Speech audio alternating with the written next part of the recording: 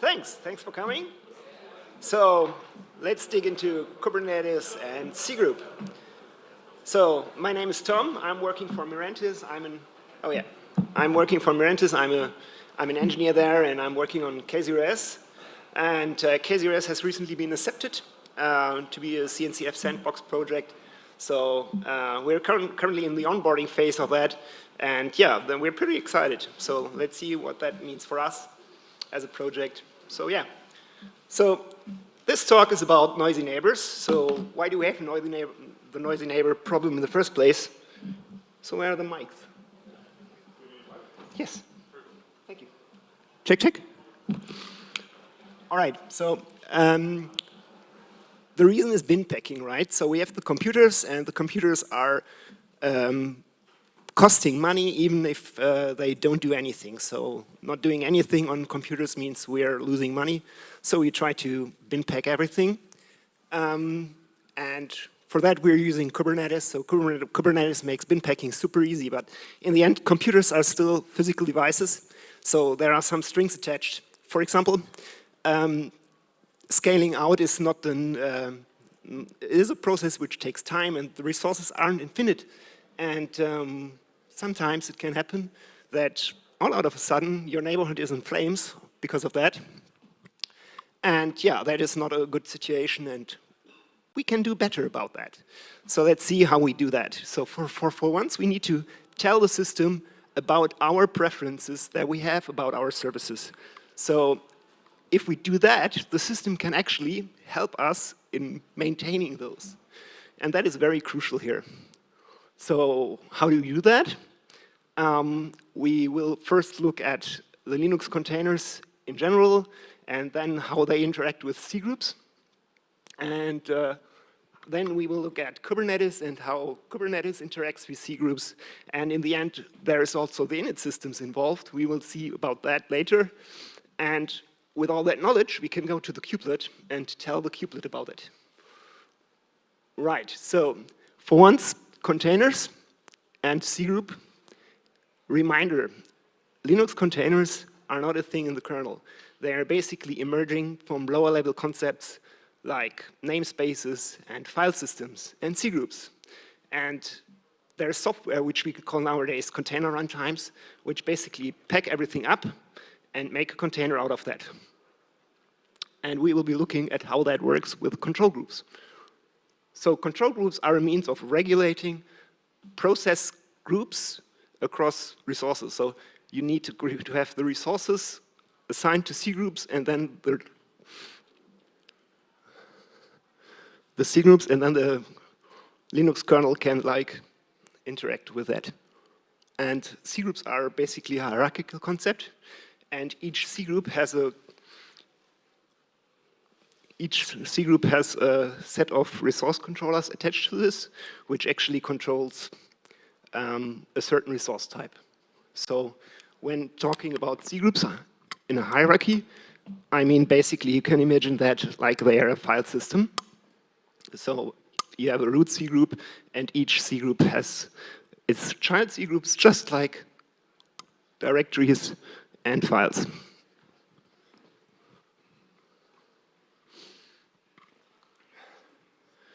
So that hierarchical concept has some implications.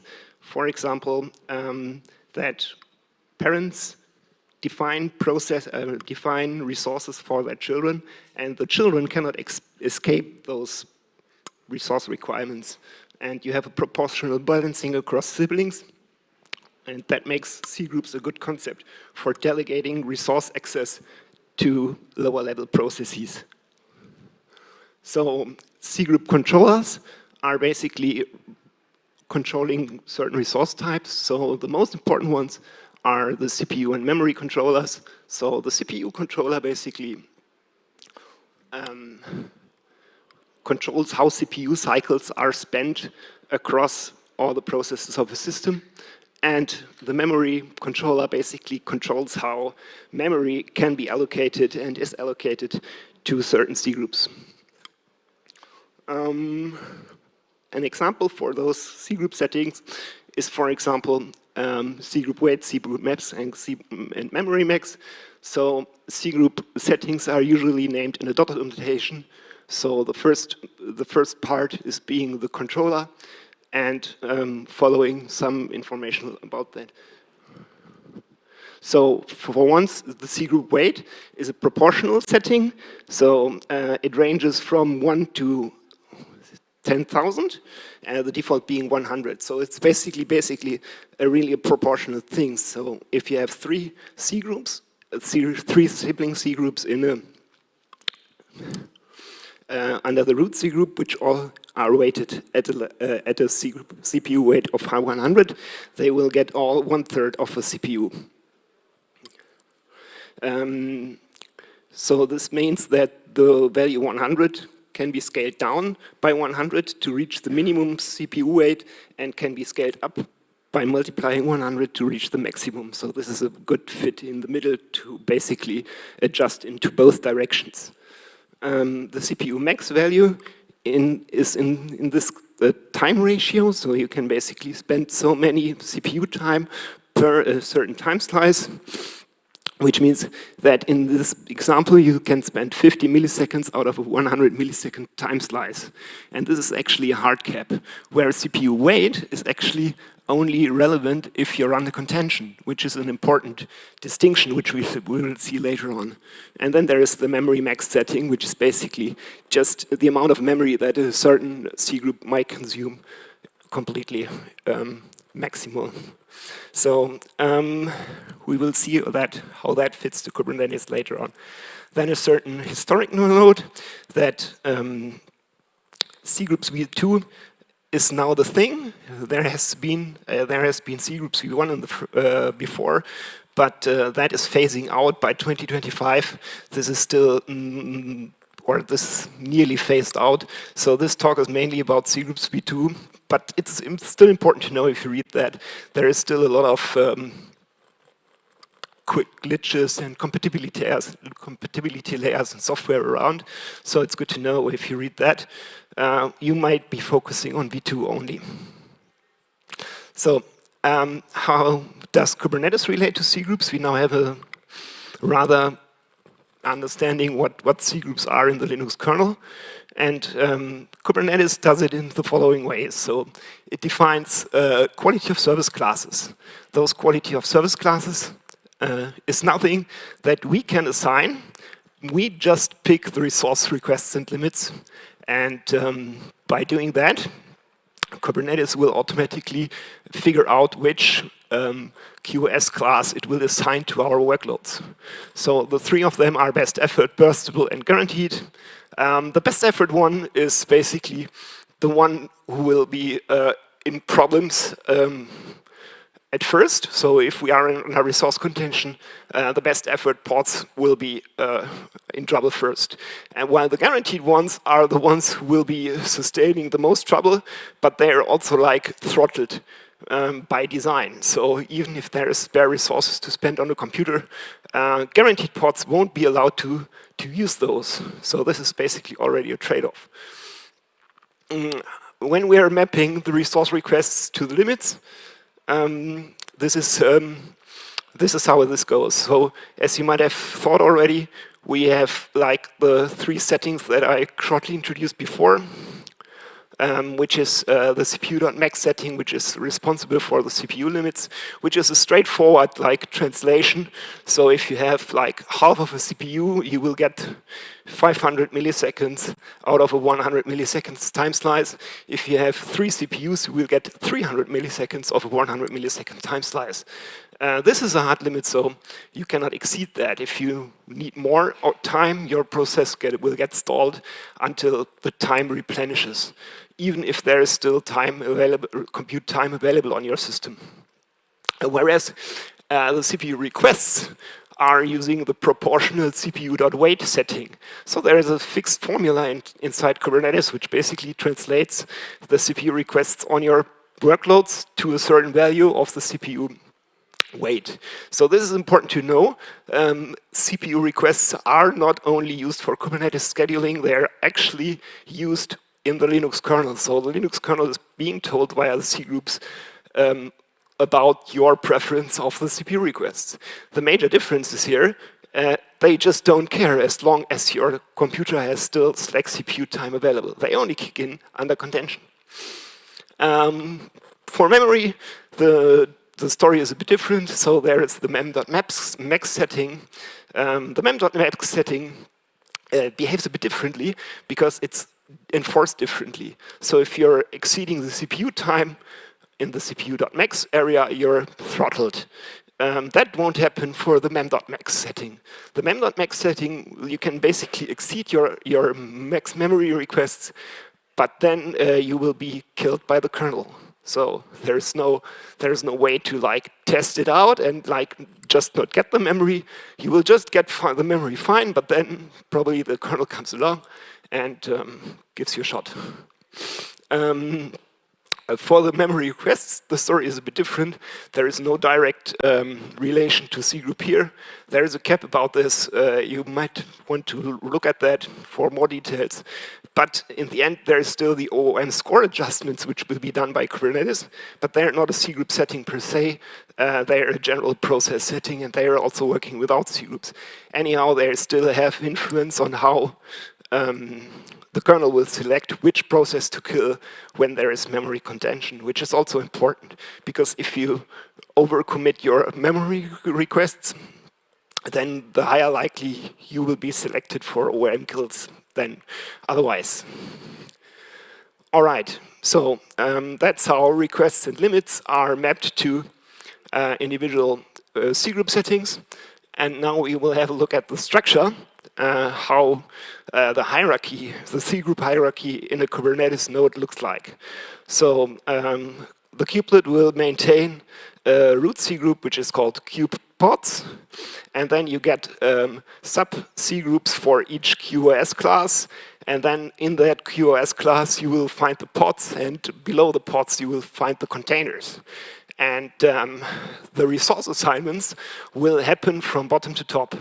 So all of your resource requests and limits will be translated to cgroup settings, which will then be applied on the individual cgroups on the containers. And then Kubernetes will sum that up, will do the sum, and put that on the parent, and will then do the sum again amongst all the parent siblings, and then we'll put that on the QoS class level, and then something will up, and all these sums will end up in the kube pods root cgroup. Also noteworthy is that guaranteed pods don't have a container cgroup. They are directly competing at the top level with all the other pods. So as I said, the proportional balancing is happening on a sibling level. So the guaranteed pods are directly competing with all the burstable pods and all the best effort pods, which gives them even more precedence in the scheduling decisions. So now that we know what Linux cgroups are and we know how Kubernetes uses cgroups, we also need to have a look at the init systems. The question is, why do we have to do that? Well, the init systems are the software which is basically started by Linux after the computer is booted. So this is the first thing which the Linux kernel does, and the init system is responsible for all the rest. So this also means that the init system then itself will bootstrap our Kubernetes node components. And most likely it will interact with cgroup too. And that of course means we have to look at that so that the resource constraints that are done by the kubelet match those that are done by the init system, because everything is proportional, and if those proportions won't fit, it doesn't work. So here's a short overview of all the init systems out there, right? So there's some historical ones and some niche ones and also some simple ones, like OpenRC is kind of simple and still popular, for example, for usage in Alpine and Gentoo. And then there is the dominant ones, right? And the dominant ones are on the right side. But the dominant ones might not be so simple. And in this case, it's systemd, which is not simple at all. The thing about systemd in this case is that it's very dominant in all the popular distributions like almost every distribution uses it. And this means that we have to look at how systemd deals with cgroups. And yeah, it has certain idiosyncrasies that you need to be aware of, and that's also important if you have software that wants to integrate with cgroups and is running on a systemd system. And Kubernetes is no exception there. So systemd basically wants to own the whole cgroup hierarchy on your system. So usually you can go ahead and fiddle with cgroups on your own, if you have root rights, for example. In theory, you can do that on a systemd system as well, but systemd doesn't like it. So it has a certain idea about how cgroups should be structured, and it wants to own all of the settings of them. So you need to integrate with systemd itself. So you cannot just do the Linux way of interacting with cgroups. You basically need to use the systemd API to manipulate cgroups. And that means you need to integrate with systemd. An example cgroup hierarchy on a Kubernetes node on a systemd system looks as follows. So you have a system cgroup and a user cgroup. The system cgroup basically contains all the services and sub-cgroups that systemd is running. So like your SSH daemon and your Kubernetes API server, I don't know what, all those funky parts. And then you have the user cgroup, which contains all user logins. And in this picture also you see the kubepods cgroup that we've looked at before, and you also see the naming scheme that systemd wants us to use. So in this case, the kubepods cgroup directly competes with the system and the user cgroup at the top level. A quick comparison to OpenRC, which doesn't have that many opinions about cgroups. It just basically uses all the services in the root cgroup. It just puts every service into its own sibling cgroup under the root. And kubepods will then, on the same level, compete as a sibling with all the other system services on the same cgroup level for the resources, which is a bit different take, and you should be knowing that if you're using OpenRC or systemd.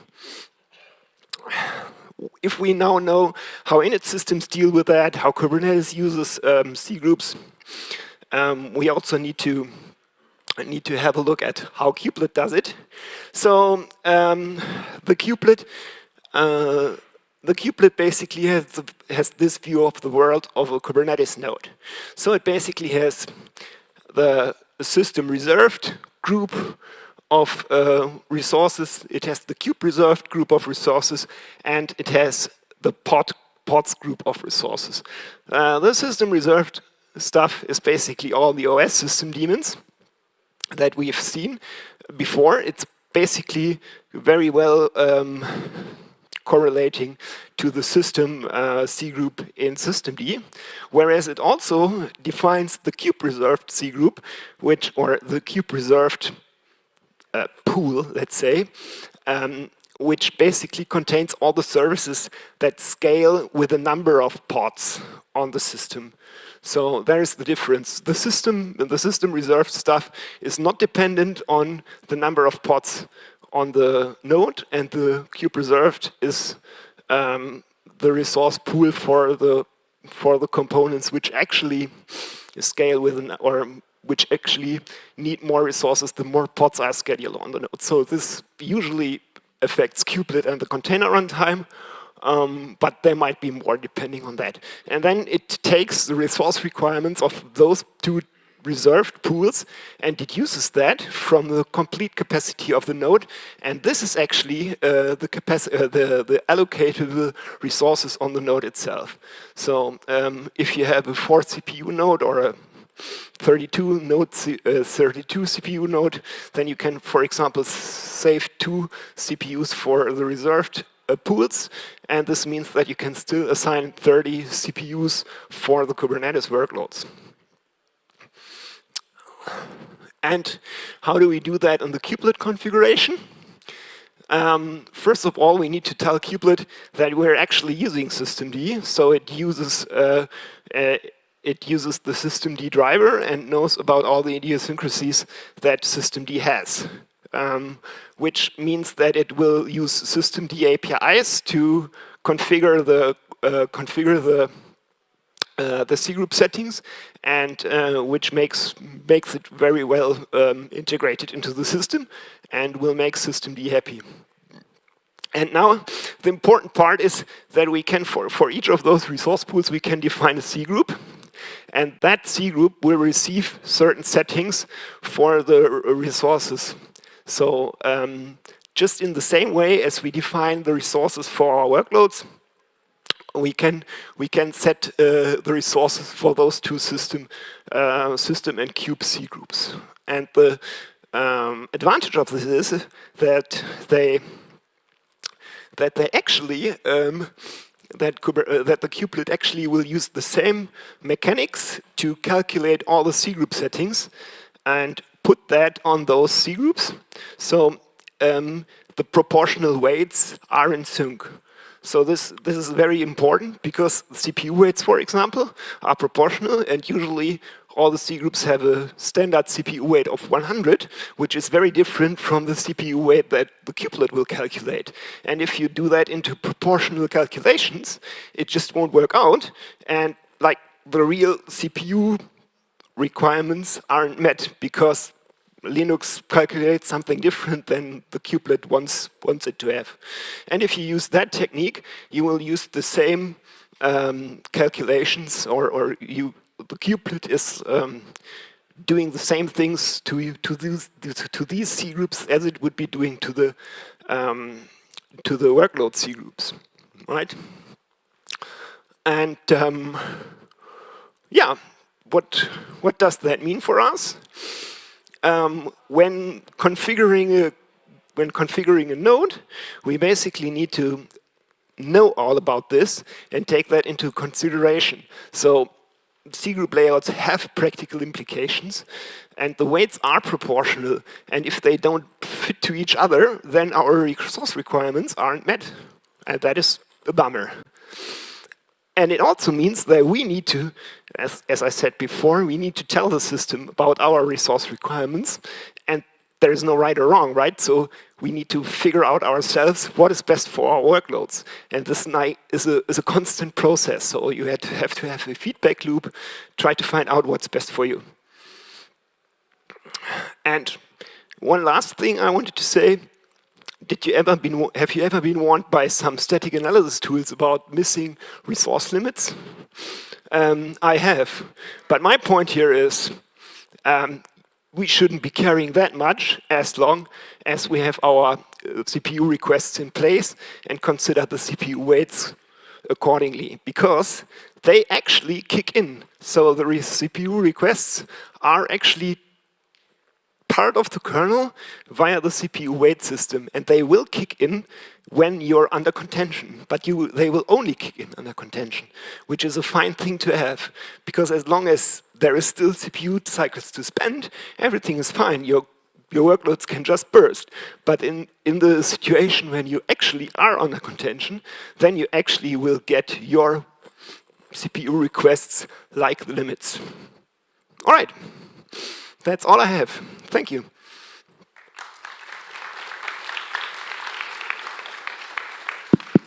All right. We have time for a few questions. Thanks for the session. I wanted to ask about the time slice. It is defined on 100 millisecond. It is adjustable or not?